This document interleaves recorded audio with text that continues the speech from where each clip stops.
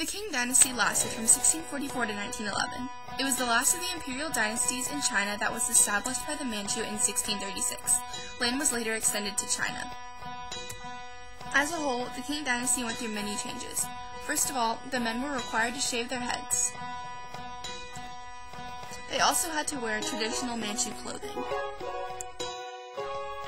Although it was common in China for women to bind their feet, women in the Qing Dynasty were forbidden to do so.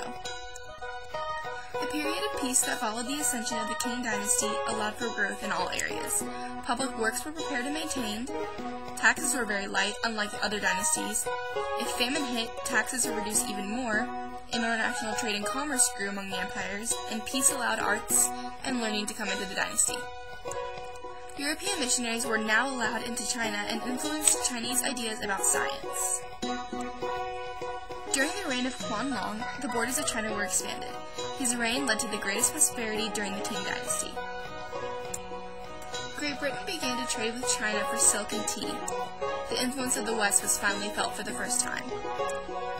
The Chinese became addicted to opium when the British began importing it. A large amount of Chinese money was spent on opium, so in 1839, the opium trade was abolished. The trade cutoff started a war with Great Britain that came to be known as the Opium Wars. In 1842, China was forced to sign a treaty which allowed Great Britain to receive Hong Kong, and ports were opened to European trade. China began to grow weak from internal rebellions, and Russia too became in contact with China. Treaties were also signed that defined the China and Russian border that allowed for trade. In 1875, Su Shi became ruler of the Qing Dynasty. She had the former emperor executed, and she too later died of natural causes.